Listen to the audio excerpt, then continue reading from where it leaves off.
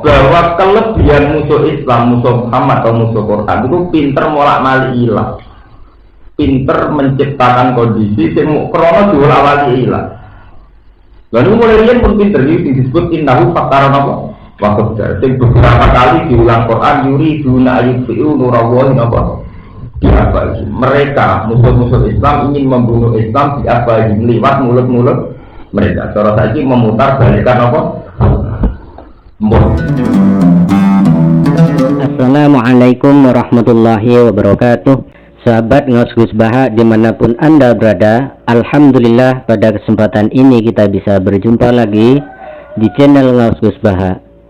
Mari kita simak bersama-sama pengausan beliau. Bismillahirrahmanirrahim. Jadi di rumah menyangkut mujmal Quran itu disebutkan kitabun unzila ilaika falayatun bisobdikan apa harus itu di Quran Muhammad ini makiyah, artinya masih periode Mekah. Jadi sampean bayangno era-era ketemu Abu Jahal Abu Lahab. Kitab ini Muhammad tak turuno ning kowe. Sebab itu kowe ora usah kuwatir nyampekno falayatun bisobdika harusun apa minggu. Terus itu zirodi wa zikra lil mu'minin. Kalau cerita tarah ya, terus intinya cerita itu ketika Nabi pertama asal wahyu niku masih tablet terbatas. Ya, ketika Nabi pertama asal wahyu ini tabletnya masih nopo terbatas. Ini disebut wa angfir ashirotakal akrobin. Jadi yang harus didakwa itu keluarga. Jika hampir semua tarikh berpendapat bahwa pertama Nabi angsal wahyu niku terus munggah gunung, beliau menghentikan ya Bani Abbas, ya Bani yang baru itu masih pakai asyirah, pakai nama keluarga, warna klan. La ugni angkum minawai se'an, bahwa saya sendiri tidak bisa menyelamatkan kalian dari Allah, dari siksa Allah. Setelah Abu Jahal, Abu Lahab kumpul jantan termasuk Fatimah, Nabi menghentikan Aro'aitum, bagaimana pendapat kamu andikan saya cerita bahwa akan ada kuda atau unta yang keluar dari gunung ini. Dari ini keluarga-keluarganya majarobna alikan apa? Galisan Muhammad kue cerita apa wae aku percaya. Mergo selama ini aku ora tau roh kue goro. Majarobna alikan apa? Galisan. Saya tidak pernah nyaksana kue goro. Kita-kita ini tidak pernah. Terus Nabi ngendikan fa inni nazirul lakum bena azabil jadid. Saiki he keluargaku kowe tak kandhani saiki aku iku dadi rasul sing meringatno kowe bena azabil jadid. Sing meringatno kowe tentang sok ben anane siksa sing banget. Terus Abu Lahab muni tabban kaya Muhammad ali hadza jama'atan. Oh Muhammad biasa sial, wong tua-tua dikumpulno perkara di kandang dan tabban kaya Muhammad ali hadan apa? Jamak. Muhammad iku sial tenan. Semua tak ono kok jebule perkara ngono ae. Terus wonten turun ayat tabbat yada abi lahadu wa tab niku asal usulin. Artinya secara teori sejarah, pertama agama, pertama dakwah niku tetap dia pandang sesuatu yang irasional, yang enggak rasional, yang perlu didustakan. Mergo logikane wong ora diundang ya cara mangan, untuk duwe. Ono undangan kok perkara dielingno pengiran akhirat. Ya sampeyan saiki gawe kiai alhamdulillah undangan hari Senin ingat akhirat. Kira-kira sing teko laris di misalnya undangan nyambut bupati atau nyambut pangdam. Ambil undangan apa eling pengiran, eling akhirat. Ya kita sendiri sih ada Abu Jahal diam-diam, jadi janggal lono undangan kok faktornya tidak eling nopo pengiran. Sebab itu Nabi terus ngendikan piye aku kudu ngeling. Ya, ngelingno bahwa nanti itu ada akhirat, ono siksa, ono swarga dan sebagainya dan sebagainya. Lupa ini nadirul lakum bena nampak azabin. Buang ngotot terus. Ketika itu Nabi masih sebatas keluarga wa amsir asyirat akal akrobi. Terus ada satu periode di mana Nabi itu wajib israr bidakwah. Ya, wajib nyembunyikan dakwah. Ini sing dikenal ada waktu sirron. Nah, ini tarik-tarik disebut apa? Ada waktu sirron. Dakwah secara sirri. Ini ku sebatas yang keluarga. Lah sing iman di Rasulullah adalah du'afaul muslimin, orang-orang sing lemah, sing tertindas.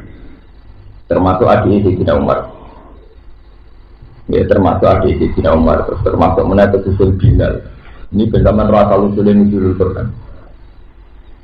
Lah ketika Quran, nah ini anti ke Quran. Ketika Quran menamakan dirinya litung dironi, bahwa Quran itu mesti difungsi enggar. Jadi wong ndredeg kuwatir, punya hebat, punya satu wibawa.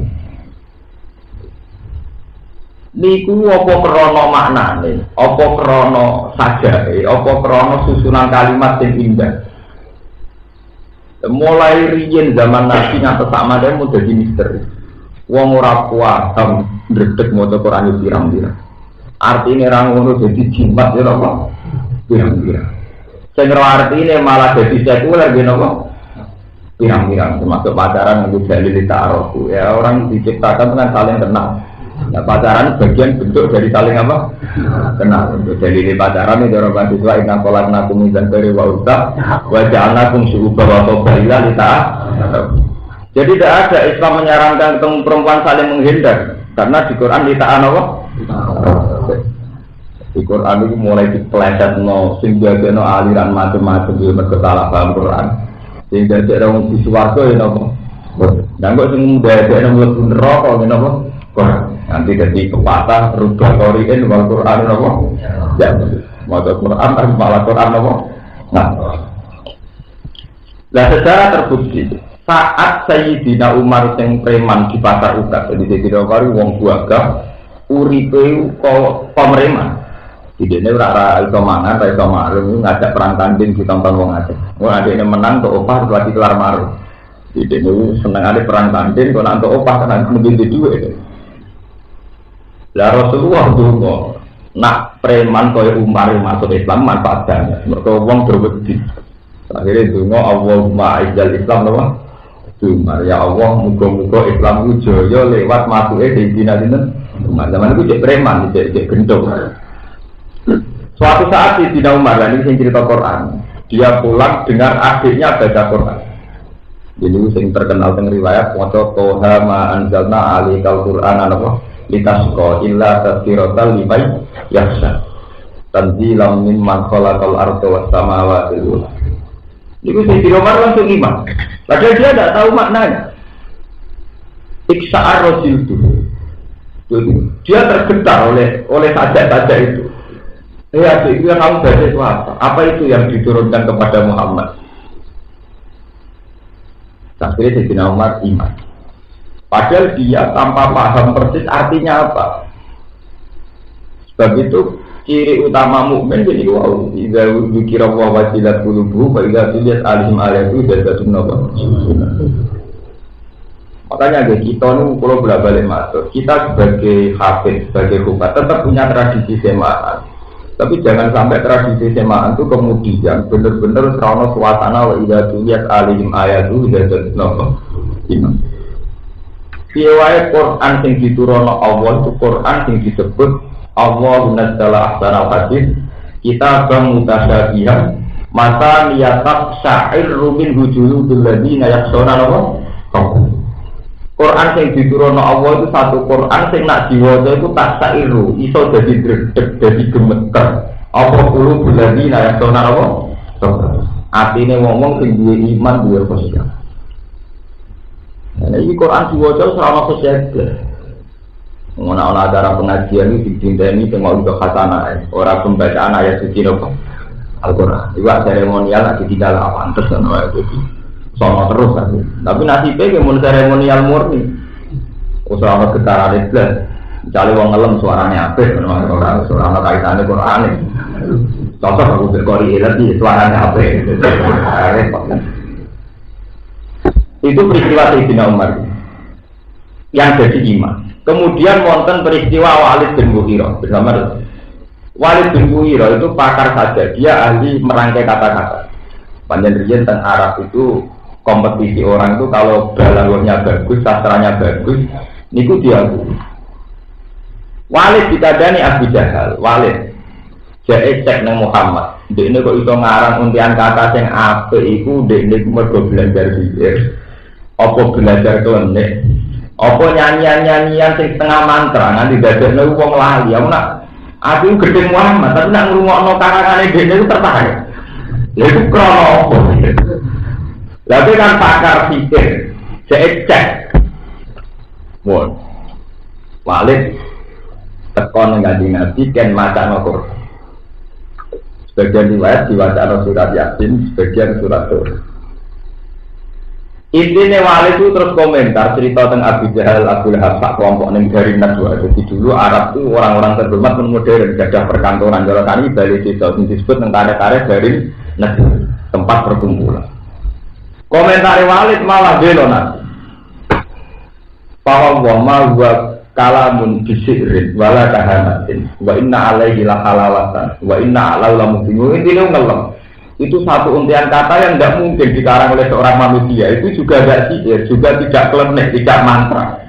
Itu saat kata-kata yang indah tidak mungkin dikarang seorang manusia. Akhirnya Abu Jahal komentar lah, lu malah katut ke sihir bisa.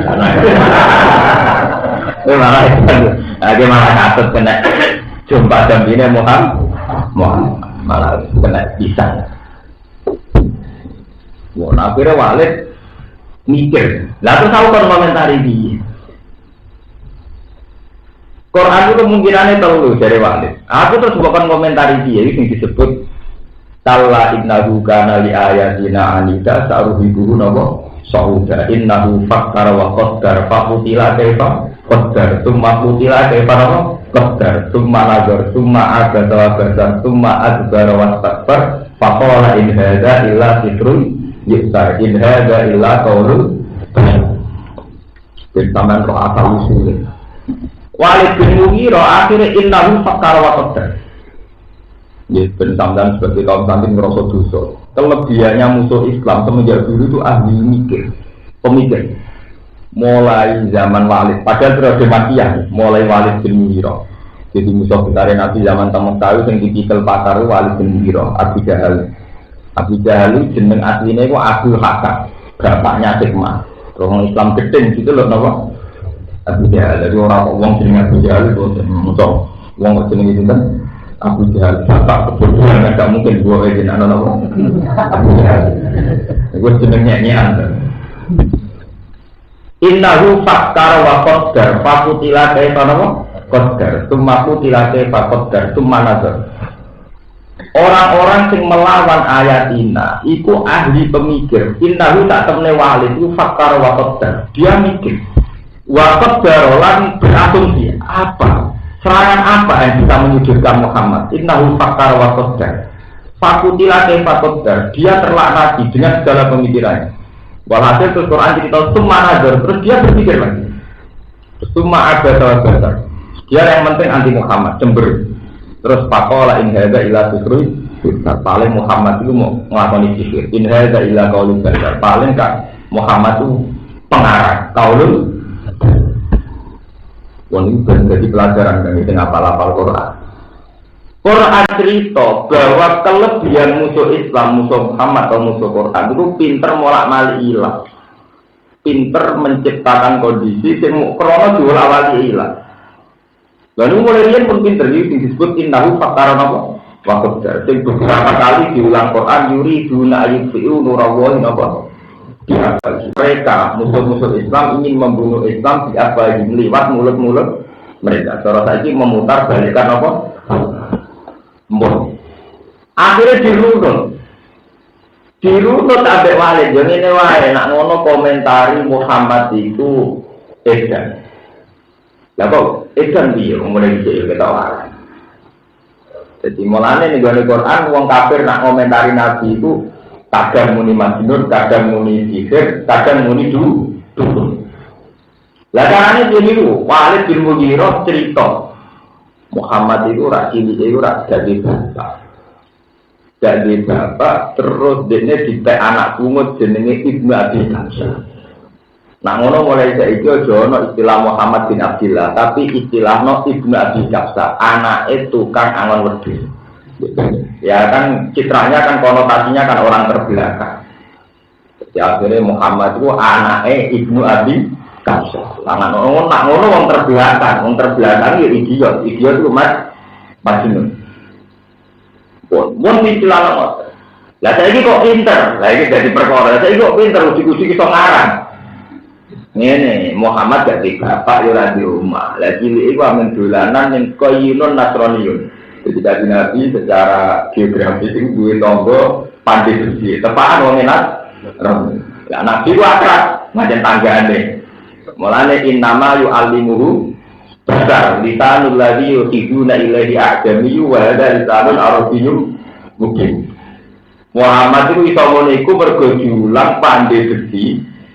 Sing Nasrani, jadi saya ini iso ngaran Quran. Ini jenis innahu fakar wa qaddar fakutila napa. Jadi mau kafir mulai riyen musuh Islam itu selalu berpikir bagaimana mencitrakan Muhammad atau Quran di sudut yang paling mudah dibohongkan. Lu mulai kasus cerita ini karena Muhammad tidak turunan Yahudi Nasrani sampai cerita tadi karena Muhammad mau terima Ibnu Abi Kabsah. Muhammad diulang Qayyinun Nasraniyun dan sebagainya. Akhirnya Walid bin Mughirah itu menjadi pakar pertama yang anti Nabi lewat adu kata, adu argumen di akhwalihi.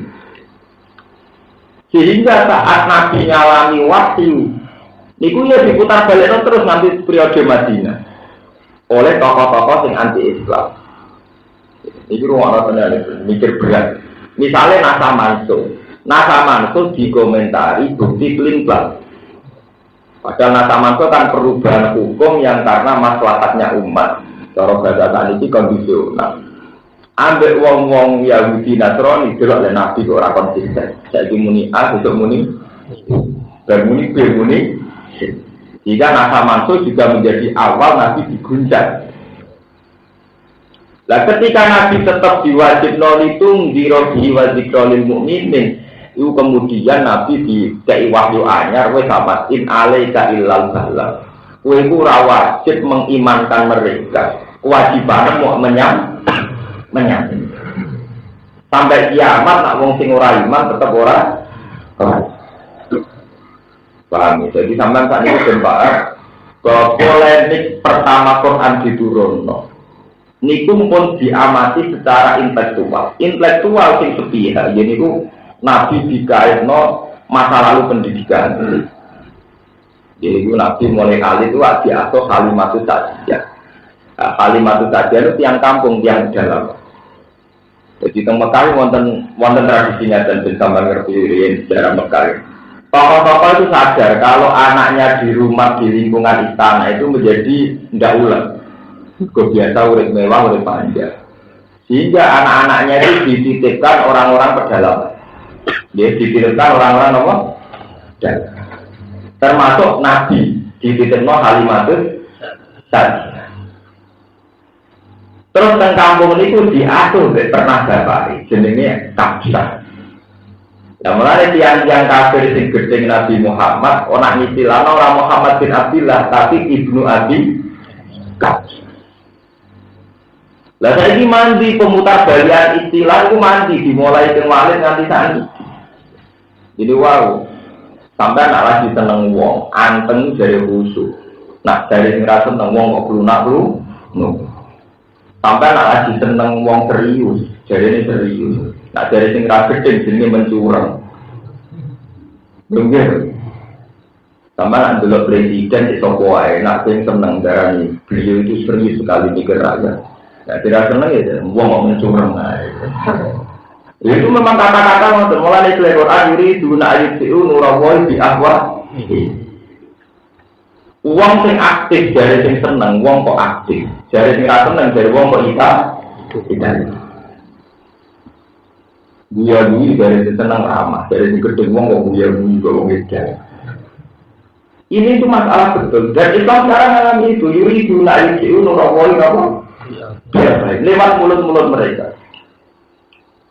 Sebab itu ketika ada kajian tentang poligami, jadi kalau diceritakan yang wartawan Islam, ketika seorang a'agim poligami, sebetulnya masalah poligami itu tidak masalah. A'agim jatuh tidak masalah, hanya seorang a'agim. Tapi ketika banyak penulisan yang menistakan poligami dan bahwa poligami benar-benar tidak masuk akal, satu penistaan pada wanita, satu tradisi yang sangat tidak sehat, kita ini rugi karena kebetulan yang melakukan poligami Rasulullah Shallallahu Alaihi Wasallam. Ketika logika poligami benar-benar mokal, benar-benar jorok, itu yang tersangkanya terutama karena. Nah kita terjebak itu saat poligami itu dilakukan a'agim. Tulisan-tulisan media kemudian yang disorot tentang poligaminya saja. Apalagi oleh gerakan-gerakan feminisme, oleh anti poligami entah ngamen. Kemudian kelihatan betapa tidak masuk akalnya poligami. Anak ditarik tinggal di Rasulullah itu terus yaitu diapal. Makanya kalau sekarang ulama-ulama Mesir itu nulis Ghazwul Fikri, sekarang itu sudah perang pemikiran itu tadi, perang pencitraan. Mereka nggak tahu persisnya bahwa yang di poligami Rasulullah itu ngomong di nomor jagat papat, suidat papat. Nyongkone poligami urusan nafsu, urusan biologi. Itu mesti cerita nopo kitab nopo biasa ini disebut dengan ayat kala innahu kana li ayatina anida sa'ulihu sauda innahu fakkar nopo wakoda innahu tak temne musuhe nabi ku fakkar itu mikir-mikir berpikir wakot darah berasumsi dari piye supaya iso nyudutno Muhammad. Tapi tarik-tariknya itu pun hilang. Tarik-tarik bahwa Nabi mengalami perang-perang intelektual itu. Ya terutama di kalangan kita, di kalangan santri. Paham ya? Terus di kalau terangan dulu nyemut-nyemut bahwa perjalanan Quran datang ke kita itu lewat proses yang panjang. Termasuk proses disaingi oleh pakar-pakar sastra juga. Ini terus wonten dikenal Musailamah al-Kadzdzab. Yaitu wong-wong sing rebutan ngarang Quran. Dipalsukan. Wis macam-macam. Tapi wong semanten gini kuwi kula bolak-balik matur mukjizat Quran wong sing ora seneng lah itu sampai sekarang enggak bisa punya karangan yang menandingi Quran.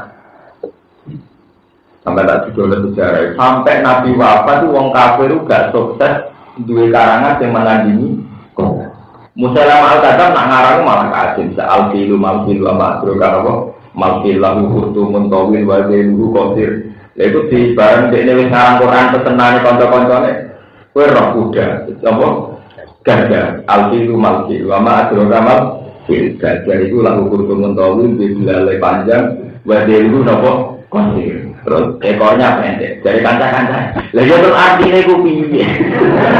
Maksud terbukti.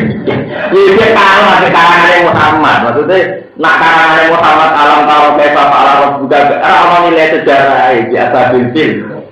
Alam tawar bebas alam buka bilbil itu alam sejarah. Jadi ilmiah. Karangan maksudnya piye? Itu order tenang malah karu-karuan.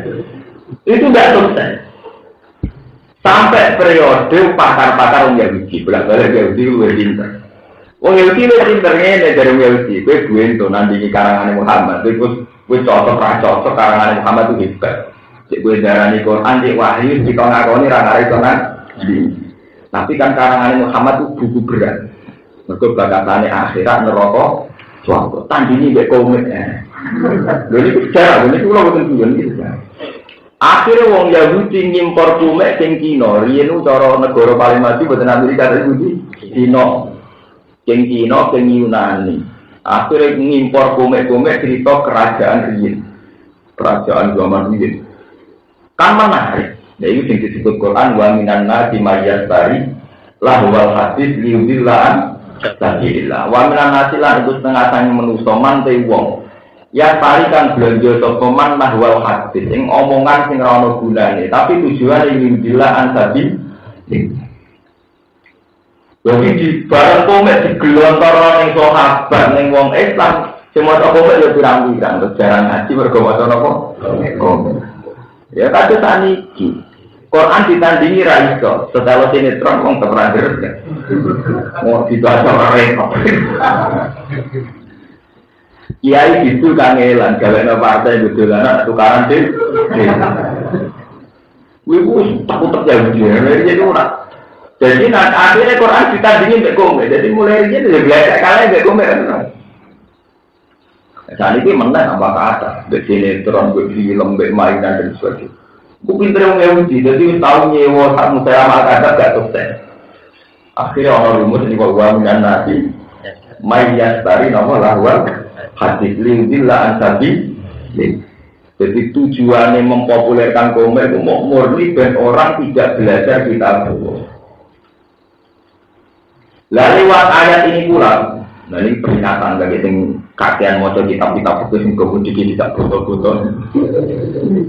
Lalu kalau masih lagi ngalir begini itu saja akhirnya itu sadar bahwa itu hanya petualangan ilmiah. Jadi kita ya harus kembali ke Quran. Karena peristiwa ayat itu waminan nasi itu saat Ibnu Syihab Az-Zuhri, bersama ngerti tarikh. Beliau itu ahli hadis.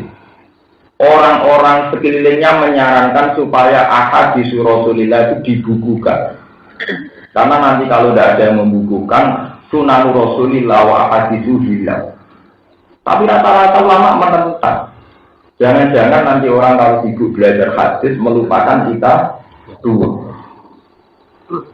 Sehingga era itu, tapi bagaimana mungkin hadis nggak ditulis kalau nanti bagaimana Quran saja itu tetap tidak cukup. Wailah, kamu sial, wailah, kowe sial. Padahal karena Al-Quran ada di sholat. Quran kan gak ngarang kalau ada di sholawat. Misalnya nak duhur patang rokaat, nak ngasar patang rokaat, maghrib telung rokaat, subuh rokaat. Akhirnya wong sing terlalu Qurani, apa sikit kudu Quran ngalah. Mergo dene gulem ra gelem ngakoni Quran kan mau ngendikan wa aqimus sholat. Lah terus lha yo sholat iku bentuke piye rokaate iki? Piye? Kita kan tetap butuh penjelasan soal kamar ayat umumnya. Sholat itu piye? Ini wajah ceritanya wonten tiyang sok Quran. Pokoknya cuma ngomong be aku nak Quran. Ya saya kita ngomong Quran lah akhirmu sholat. Terus piye orang sholat? Nah orang sana sing mutasil di Rasul. Akhirnya ditoleransi oleh ulama ya untuk hadis boleh. Yaitu gue jembadani bagaimana ngerteni bagaimana sholatnya Rasul. Luwah zakatnya Rasulullah waqimu sholat wa atu zakat. Karena tentu tidak bisa kita hanya pakai Quran. Misalnya waqimu sholat, kamu sholat dengan cara apa? Tentu kita butuh sanad mutasil melakukan sholat kamar ayat ini apa? Haji juga gitu. Quran hanya cerita haji. Akhirnya hadis ditulis. Sebab itu semua sejarah hadis mengatakan pertama punya ide penulisan hadis dimulai Imam Zuhri, Ibnu Syihab Az-Zuhri. Terus kemudian ada Bukhari, ada Muslim. Nah, berdua tradisi hadis ulama-ulama besar kasus Sufyan Ats-Tsauri, kasus Imam Malik, Imam Syafi'i, semuanya itu tidak mau ngarang fikih itu tidak mau. Takut istighalun nas an kitabillah, masih takut nanti manusia sibuk gak belajar Quran. Sama nak percaya ketok tanganku, Imam Syafi'i ora ngarang fikih. Salah wae fikih sama nak aku. Kulo tahu sih nak fikih tenanan. Imam Syafi'i itu tidak pernah ngarang fikih. Imam Malik ya tidak pernah. Imam Malik hanya ngarang muwatta. Ahmad bin Hanbal yang namun gak ada tulisan musnad sinten Ahmad. Itu semuanya tentang hadis. Imam Syafi'i sebagai pakar hadis, beliau istikhrajul ahkam minal hadis.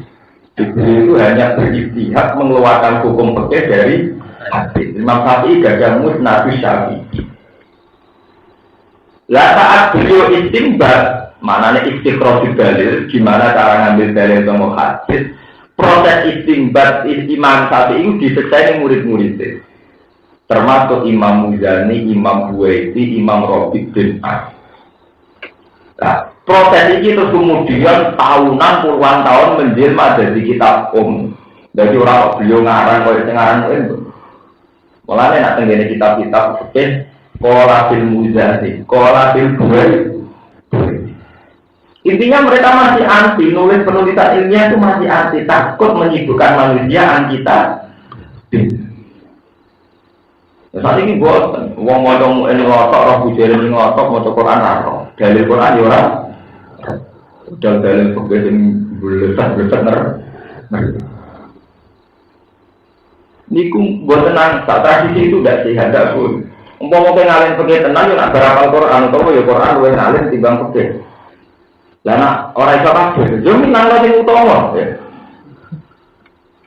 Itu tidak bisa begitu. Karena itu ya tradisinya Yahudi. Majaz dari awal-awal. Akhirnya terjadi kayak ini. Mazhab Mustalifah terjadi mazhab yang macam-macam. Itu sudah dipengaruhi oleh fantasi ilmiah. Jadi tidak ilmiah, fantasi ilmiah. Misalnya yang dicontoh-contohkan oleh ulama. Karena kita terjebak misalnya. Nabi hanya ngendikan misalnya al-halalu bayyinun wal haramu bayyinun wa bainahuma umurun mustabihatun la ya'lamuhunna katsirun minan nas. Ketika Nabi ngendikan al-halalu bayyin, orang-orang tertentu bilang halal itu ya dagang, yang jujur, yang enggak menipu. Wal haramu bayyin ya misalnya nyolong, penjahat dan sebagainya. Nah, terus lagi pertanyaan, ketika akad sah tapi ora wae, misalnya buduli, maklar. Terus kita mulai darani buduli leka biji hatin. Adole maklar rasa ora melok duwe kok melok nentokno jumlahe rago. Ketika diarani buduli gak salah repot, wong sing uripe pemaklaran pirang. Wah, itu pakai modern tentang larang ngono wong ora iso dadi maklar. Ya istilahnya aja maklar, wakil. Lah wakil sah cara Islam. Ya akhirnya tunggare kok pakai saiki, bunga haram. Iki bagian bar lagi. Oh, itu repot dia. Faktor mesti gento-gento, nak hukum mesti akal-akal. Zaman diarani kuduni maklar murasa, mergo laisa bimustarin wala baridin. Iku jenenge buduli. Wong sing posisine ora mustari ya ora bae. Lan ning mu'in ditulis wala yasiku bil buduli. Wong lumiya. Ya, tapi saiki wong dagangan kan mesti lewat napa? Maklar.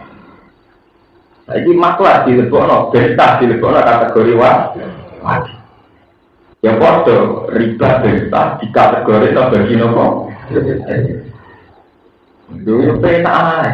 Supaya Islam itu syariat yang gede, uangnya dibagi kabeh gampang oleh kok repot. Oh, masalah betul itu tadi. Memang kalau sudah pergi itu mau istikhrajul ahkam.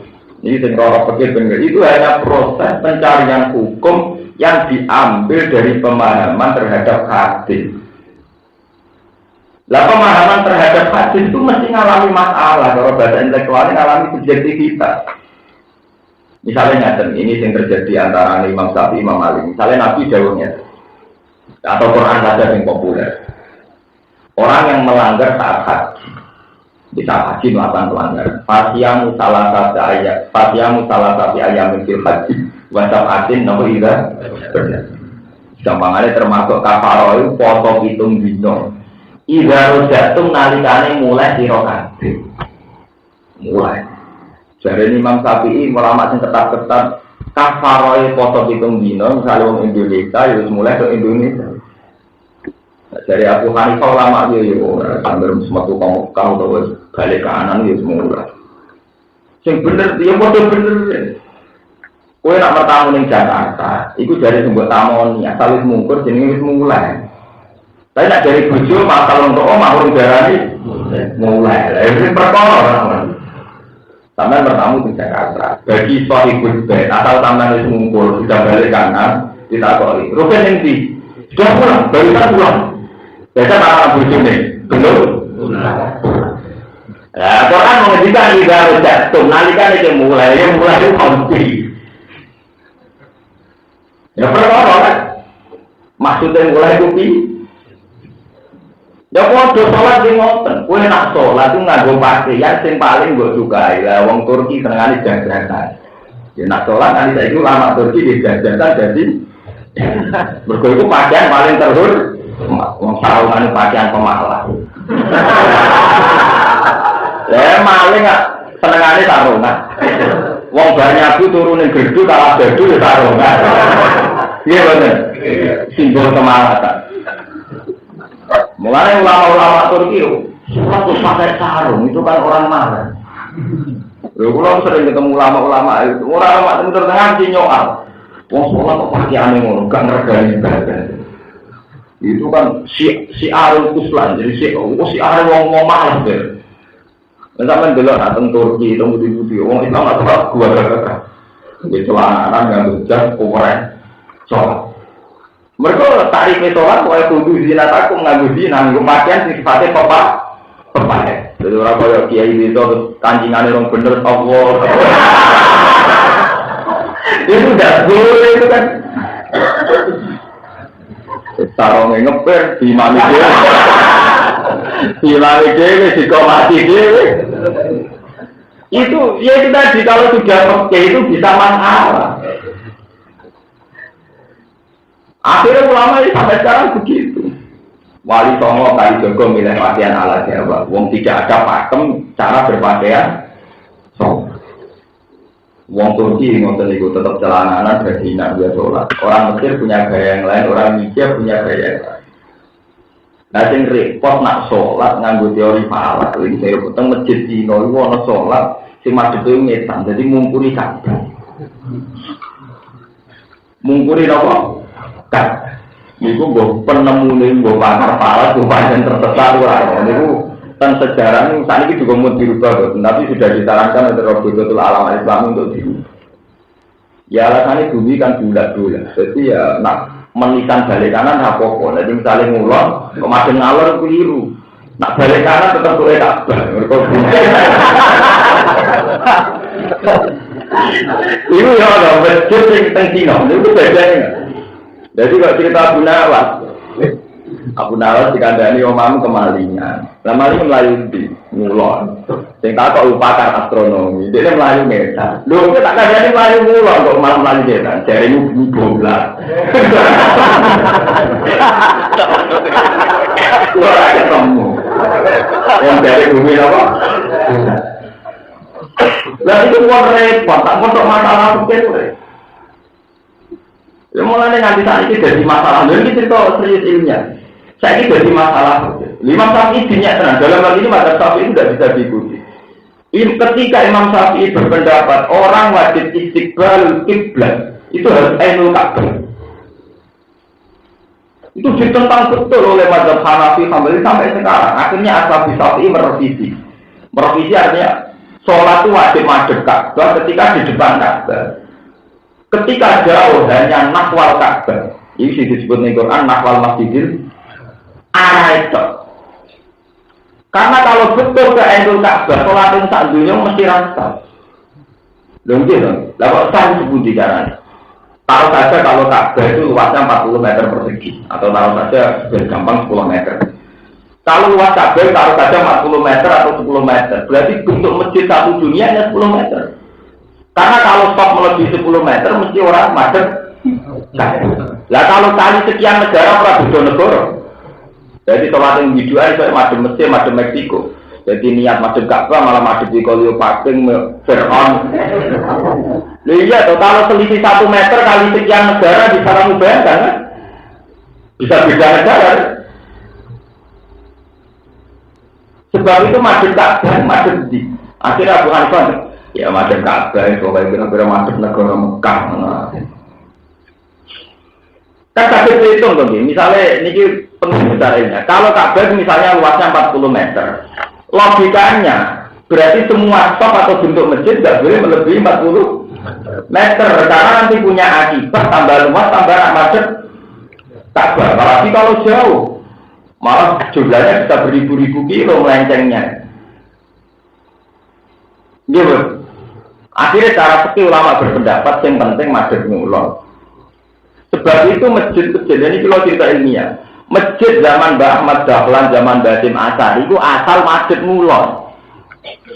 Masjid zaman era Keraton, pada zaman Sultan Agung pertama itu asal masjid ngulon. Ketika ilmu falak ditemukan secara besar-besaran, termasuk ditemukan yauma rostil kiblat, bisa dihitung secara falak, kan pasti kalau dihitung secara apa?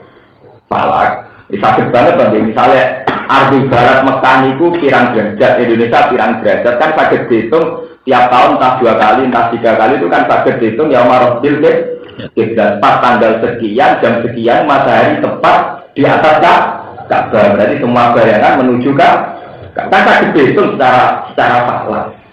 Akhirnya masjid teng Indonesia ketika era Ahmad Dahlan Basim Asari di modern yaiku kudu madhep Ainul Ka'bah, yaiku lewat teori falak yauma rasul kiblat. Lah berhubung rubah masjid iku tasjih nio akhirnya sopesok sing diringno. Paham ya? Gratis tapi tetap madhep kiblat. Kados masjid teng Kauman teng Budi-budi tentang Kudus. Itu sejarahnya begitu. Tapi zaman era Sultan Agung wali-wali dia tidak salah. Tidak salahnya kalau mazhab Hanafi lainnya pokoknya sementing madhep Mekah. Mereka kena nuruti fikih fanatik. Mestinya luas masjid juga tidak boleh melebihi luas Ka'bah. Mulai kayaknya kalau fikih teman-teman yo piye nggak tahu tulis bulat nih. Paham ya? Terus itu jadi apa? Jadi itu prosesnya panjang. Kenapa orang zaman itu ulama-ulama besar tidak ngarang fikih? Karena takut orang tidak belajar kitab. Alhamdulillahirrabbilalamin, telah kita ikuti bersama pengawasan Gus Baha di channel Gus Baha. Semoga dengan senantiasa mengikuti pengajian Gus Baha, kita semua oleh Allah diberikan ilmu yang bermanfaat. Amin.